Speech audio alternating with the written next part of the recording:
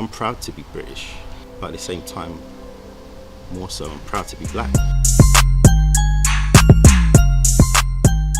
Black History Month. A black man born in the US in 1875 named Carter G. Woodson studied history throughout his life, and he worked hard to promote black history in schools. It was originally founded to recognize the contributions of people from African and Caribbean backgrounds. In the United States, it's in February, but in the UK, it's in October. Many campaigners want schools to include more black history in lessons, so Black History Month is a time to celebrate those people and their stories. We learned a lot about the history of how the people in Britain are governed, far, far more than about my own country, Uganda. We knew the English laws, we knew their customs, we knew their history. We were colonies of the British Empire. There's no colour problem at Ring Cross Infant School. Mrs. Yvonne Connolly has to be thanked for that. She's London's first West Indian head teacher, and what a hit she is with the kids. She got the job in 1969. Yvonne came to Britain from Jamaica as part of the Windrush generation in the early 60s. Some people were shocked to see a black headmistress, so it wasn't always easy, but Yvonne refused to let that bother her. I was very aware that there were racial tensions in quite a number of schools. I would turn up and somebody would just, I suppose without meaning it, saying, "But you're black." Of course, my reply was, "Yes, I am, but I'm also a teacher." The journalist. I was born in Trinidad in the West Indies, which is right at the long end of a nice geographical chain which ends up almost on the South American continental shelf. My parents were not what I would call sort of formally educated people. My father was an engineer at the oil refinery. We were all pretty poor, and so there was a natural aspiration to get out of that kind of poverty. That was a very important part of West Indian life. You had to try to make something of yourself. Another new girl, though quite different, is Labour's Diane Abbott, the first black woman MP. It's a bit like starting a new school. You've got to find your desk, you've got to find a peg, you've got to find out where the cloakrooms are, and you think, gosh, will I ever make any friends? She was born in London, but her parents came from Jamaica in the 1950s. Diane had a few jobs before this one, including a stint as a breakfast TV reporter. In 1987, she became a Labour MP.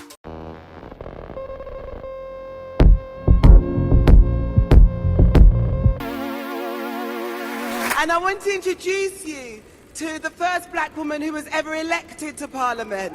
Wonderful Diane Abbott. Then clearly we need to go back to the UN Security Council and see what more we can do. And yes, I will continue to campaign for all the things I stood for before. In 1993, 19-year-old Stephen Lawrence was murdered in a racist attack by Gary Dobson and Philip Norris. Paul Greengrass's docudrama, The Murder of Stephen Lawrence, starring Marianne Jean-Baptiste and Hugh Quashie as Doreen and Neville Lawrence, was aired on ITV the week before the release of the McPherson Report, a public inquiry into Stephen Lawrence's murder. My son had a future, and they've taken that away. And I just feel as if they were laughing at us. There's nobody, I think, who looked to pacify me. Nobody could tell me no. To show my support for Chris Cabot's parents and family.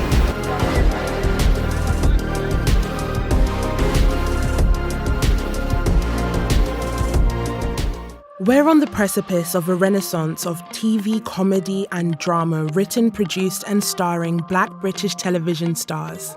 This industry awakening didn't come easily. It was fought for and hard won by black British creatives decades before. So to understand where we are now, and more importantly, where we're going, we have to go right back to the earliest example of black British representation on television.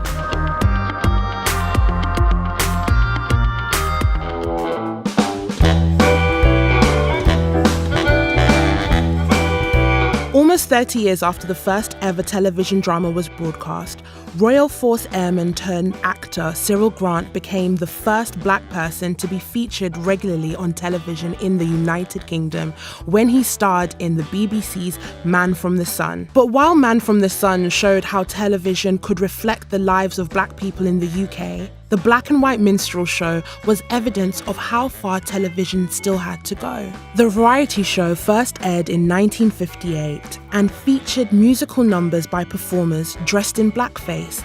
At its most popular, it received 16.5 million viewers an episode. In 1967, more than 200 black people aligned with Campaign Against Racial Discrimination signed a petition calling for the show's termination. It is both racist and it is also very patronizing. You're going well over the top. No. I'm not connect the minstrels with that. Yet it was defended at the time by people right at the top of the broadcaster.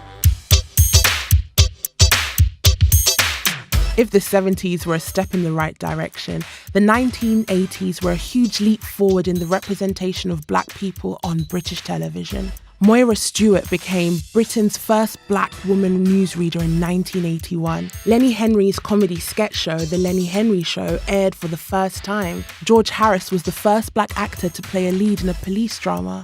And 1982 saw the launch of Channel 4, a broadcaster with a remit to serve underrepresented communities. None more genre-defining than writer Trix Worrell, who got his break by winning the channel's competition for debut writers. He went on to create, write and direct Desmond's, a comedy series which still resonates today. Set in a barbershop in Peckham, South London, Desmond's boasted Norman Beaton, Carmen Monroe and Robbie G among its cast. Am I or am I not Desmond Buffoon, the demon barber? Well, of course you are, Mr. Ambrose. Well, in that case, you can cut me in.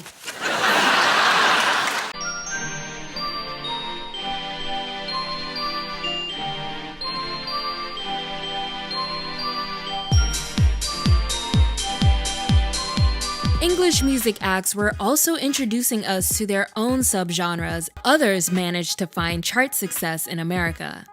And at the time, being able to break into the world's biggest music market was considered a big deal. Even if they weren't necessarily charting in the US, Americans were exposed to Black British artists through VH1, MTV, and BET programs. The host gets up on stage and he's like, "Coming to the stage right now, all the way from the hood, real gangster. Get up, Chris James, y'all!" And they played this hip hop music, hardcore, was like, yeah, bust a cap in your booty, yeah. And then they cut the music, and I was like, "Hello, everybody." They looked at me like they'd just seen the Black Unicorn.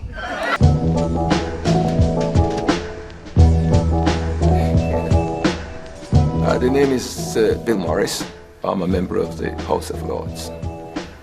The significance of the photograph, it was the day that I was declared General Secretary of the Transport and General Workers Union. My privilege was to lead that union for 12 years. When I came to England back in 1954 as a 16-year-old boy, it was a journey of experience. I wake up in the morning and there was smoke coming out of the chimneys. I've never seen a chimney before. I thought the house was on fire, you know, these are the sort of things. Black people have lived in the UK for hundreds of years and play a key part in British history. However, some people believe that their stories have not always been told and can often be overlooked. I couldn't understand what the romance about snow was all about. It was at a point where housing was your first challenge. I'm still struggling with winters and how to dress in them. Britain was struggling with the recession, and the economic situation was disproportionately affecting the African Caribbean society. Then in 1981, the Brixton riots started. They were instigated by police brutality against young black people in South London, and it ended in a huge confrontation between the Met Police and several groups of protesters. It was incidents like this throughout the 1980s that influenced Akiaba Adesebo and several other politicians and activists to launch the UK's first Black History Month. Akiaba was born in Ghana, but educated in the US, where in the 70s he saw Black History Month had become a national holiday and was creating pride amongst young black people. He then moved to London and within a year was working in the Greater London Council, trying to make the UK a better place for black people. He also became operations manager of Notting Hill Carnival.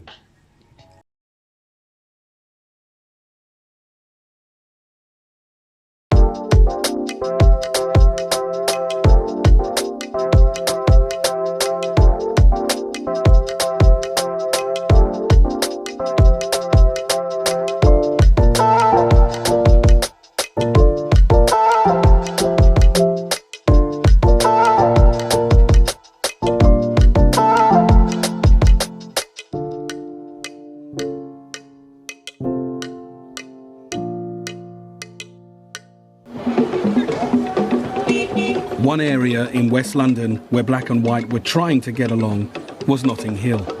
There, the West Indian community had held an annual carnival since 1964. Originally a small local event, it had rapidly grown in recent years and by 1975 attracted 150,000 revellers. Although the 1975 carnival passed off fairly peacefully, this summer the atmosphere was different. With racial tension in the air, some local residents were nervous about the West Indian community being allowed to take over the streets. Well, of course, there are far too many immigrants in this country. We do not have sufficient houses, jobs and schools for our own people, let alone immigrants. And unless something's done about this quick, that prejudice is going to be sheer bloody hatred.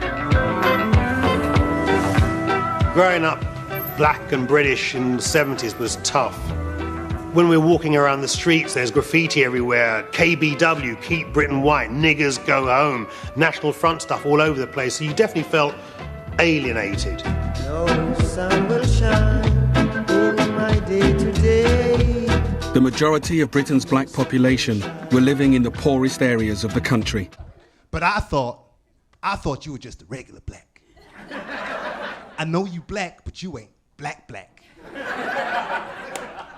I'm not a black. Now, he didn't base this on my complexion. Base this on my accent. How would he like it if he went to Africa and was like, hey, my brother? No. I am not your brother.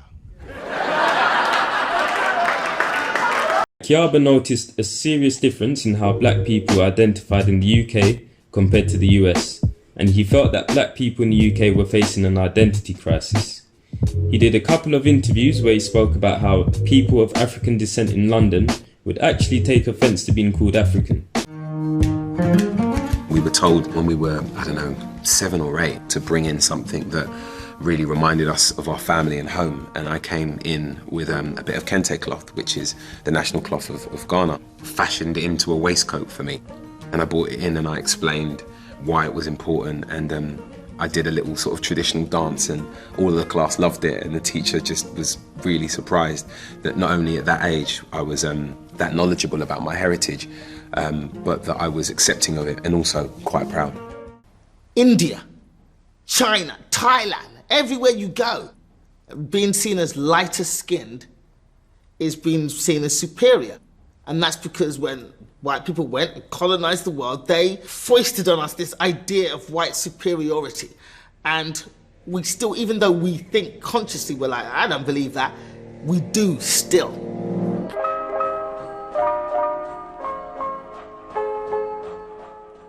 I feel hopeful for my daughters that they shouldn't have to experience any challenges that I've had to experience. When I was 23, struggling with identity and who I am.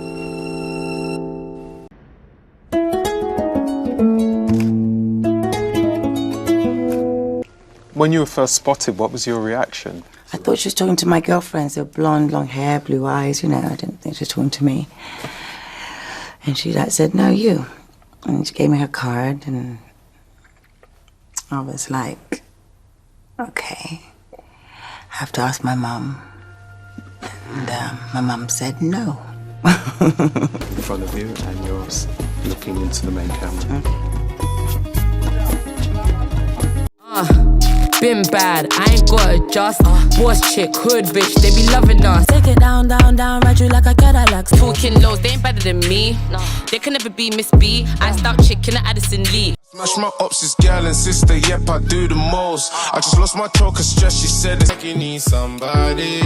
So baby girl, come my way. I don't know, but that's early days. I'm about 17, 18 in that picture. Your body loose. I might just tip a little juice.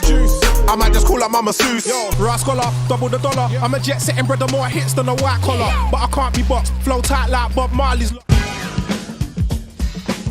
Family life was loud, chaotic, because there was 5 of us. My older sister's 8 years older than me, so she felt like a second mother figure while my mum was out working. Like, I was one of the kids that would be in and out of everyone's houses. Everyone was my brother or my cousin, or you know what I mean? We played and we fought, and I shared a room with my older sister, which was horrible, because I wasn't allowed to touch any of her stuff. So I'd try and sneak and play all her Rick James records, and then she'd come back and it was like a scene out of Misery. She'd know that I'd move something a millimetre and then beat the hell out of me. So it was not fun sharing with my older sister. It was always about food. What are you eating? How much you eat? We were a very popular family.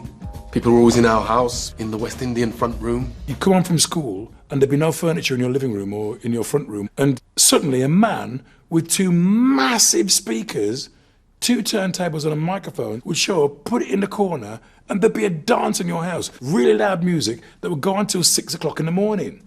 Your mum would cook curry goat and rice, and there'd be a bar that people would have to pay money to, and there'd be like a club in your house. And they were chatting over a mic. One sister, move your backside. Cricket was the only other time I saw black people just enjoying themselves being them, outwardly. You know, the drums were playing and people were blowing whistles and people were dancing. I remember getting quite a few slaps across the backs of my legs for being naughty. So I remember, yeah, the kids have got it easy now. They used to be able to smack the shit out of us when we were kids. Like every other child, mischievous, wanted to dance, so my mother sent me to a dance school. No one wanted to sign me. I felt as though they were trying to take away the very thing that made me me.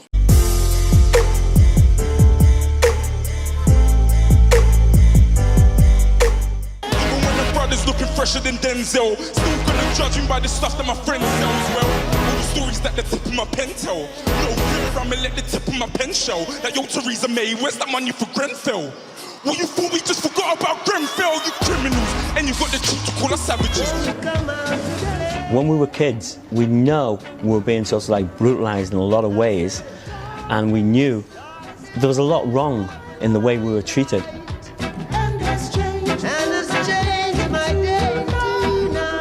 As well as the things that affected my white mates, like unemployment, etc., we had the double grief of the cops on our backs with the whole sus laws and things like that. The power to stop and search suspects originally came from an old anti-vagrancy law, but was now being used overzealously by police to take young black men off the streets. I can't count the number of times we'd be turfed down to the van, and I'm talking about turfed, told to go and sit in a police car at the back. And this can be pretty scary because it's late at night, there's nobody around, no witnesses, right? And you're thinking, what the hell is going on? Wait for me, mommy, will you pray for me? Heavy like I'm carrying a slave on me, but I'm just carrying the game on me. When lockdown started, I weren't really listening to any music. What kind of music was getting you through that time? Since the removal of clubs, the music that doesn't have any substance in it, it had no value. Guys, thank you so much, man. Thank you.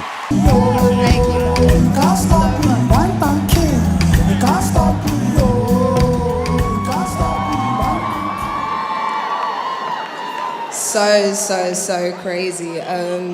Thank you, Mobo, for this award. Say that you don't want me, say that you don't need me, tell me I'm the fool. Writing lyrics on the bus, no matter what, just know I did it out of love.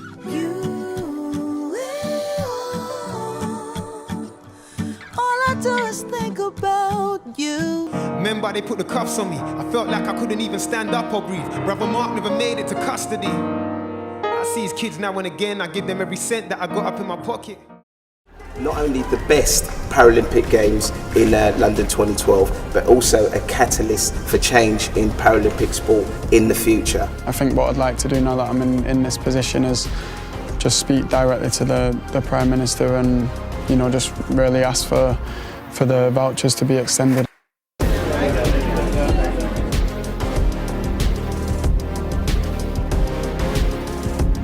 Black man, it starts with you. Be better. Black power. Black power. It's good for people to see it's not always happy, happy, happy. You know, I don't ever want people to conceive me as that way. I am human. I break down. I cry. I have real blood. I am not always up. I'm sometimes down. It's not every day is a fantastic day, but we have to make do. We have to be grateful for what we have.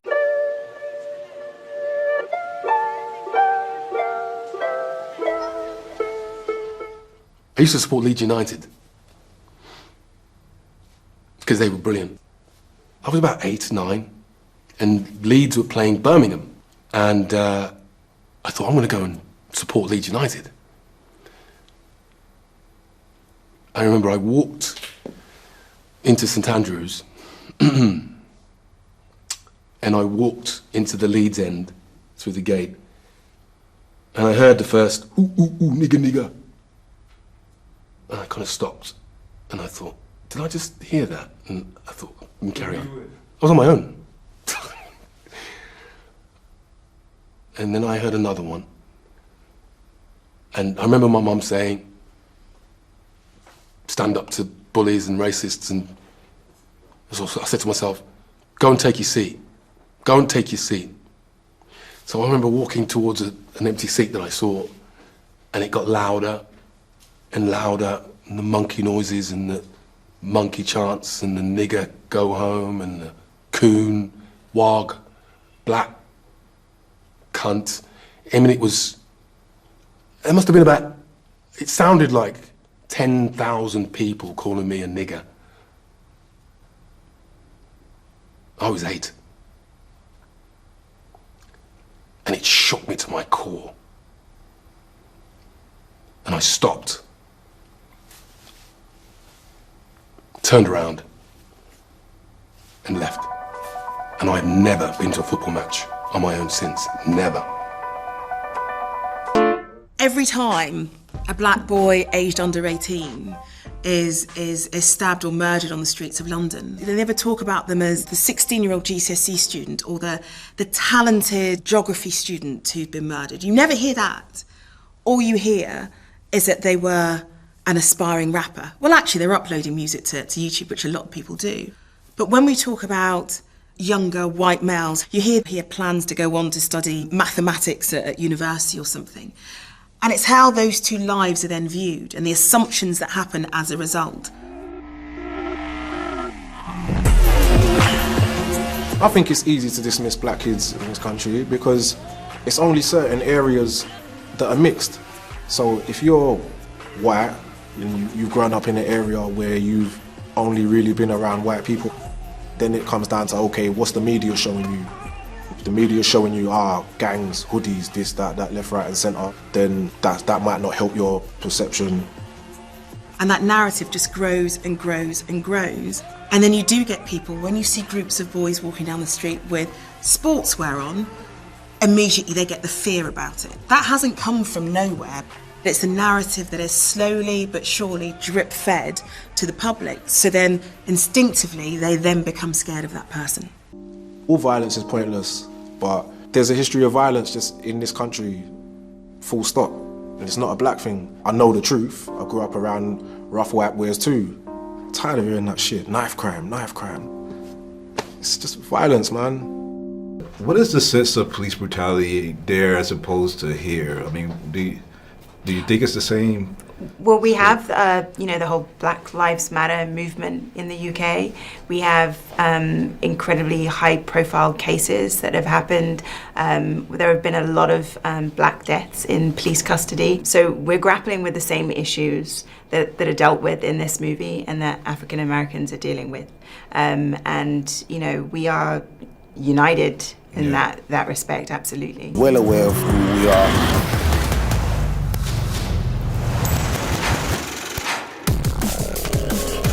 The energy, it's like you felt it. Love it. It would have started from the jungle days. I would say like Skibbity, Shabba, Bass Man, all them man with like Shy Effects, Ray Keith. More Fire Crew Oi. I love that tune. I was such a Channel U head coming up. Oi, More Fire Crew.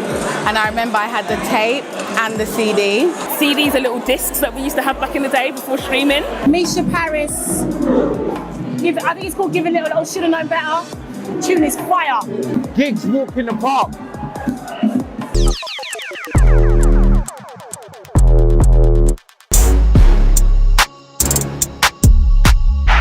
How are them man still hating? My young boy in a different country, but he ain't ever been on vacation. Send me the location. This year about vacation. Alright, so we're talking Newham. Yeah. You still repping Plaster even though you was a fully fledged Ilford man? You fool. Put a sock on the fire alarm. Fingers looking like a firearm. Did you see what I done? Came in a black Benz, left in the white one. I am so fly like Aladdin. I started the ship, I'm the captain. See a feature with my name on. Fantastic flame on. Spray a million bars and shower man.